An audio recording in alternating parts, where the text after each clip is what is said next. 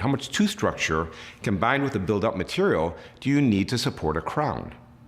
Well, that's a very difficult question to answer because there's so many things that can be variable with the teeth that we're treating.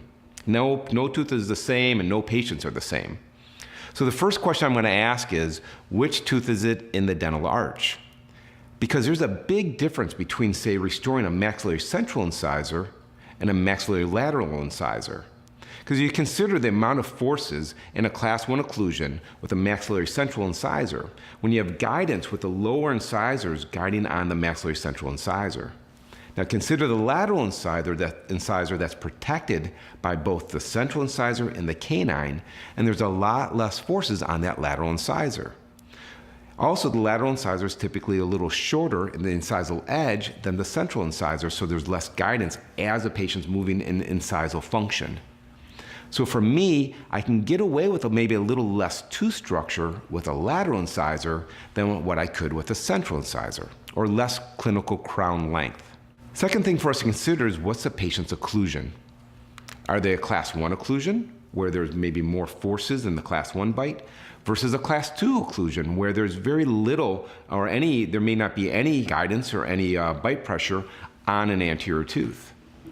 Or a class 3 occlusion where it's end-to-end, and there's not nearly as much guidance pressure onto those incisal forces. So looking at a class 1 patient is different than a class 2 patient and different than a dentally class 3 patient.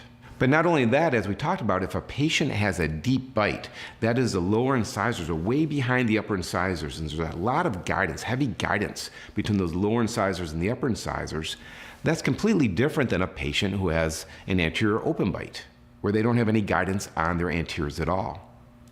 So that's when we're talking about how much preparation length do we need to support our crown. It's so dependent on these factors.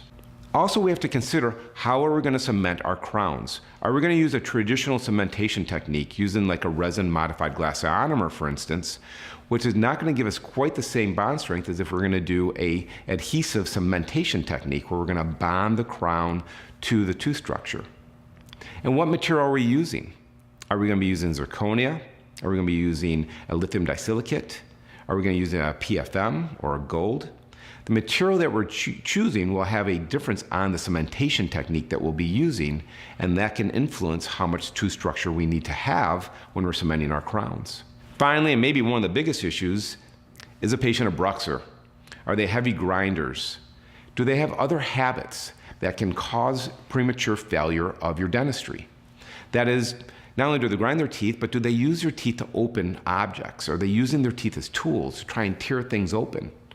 If patients have these type of habits, they're going to put more pressure on our restorative materials. So if we have crowns and we have just a little bit of tooth structure and we don't have a lot of buildup, there's not a lot of retentive forces on that particular tooth in the anterior, that can certainly be an issue for the longevity of these restorations. So these are all the considerations of what we have to consider when we're looking at how much tooth preparation do we need to support our crown. I think you have to consider all these issues when you're looking at how much tooth structure you have and what maybe you can get away with one patient that you could not absolutely get away with another patient who has higher function and have maybe more difficult habits to be able to manage with your cemented restorations. So in my opinion, ideally, I'd like to have about 50% of the crown length that I'm restoring with my tooth preparation and my core buildup material.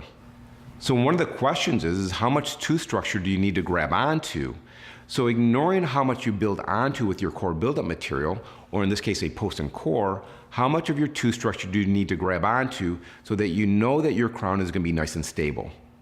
Well, the great thing is we have answered that question because that's something that's been well researched.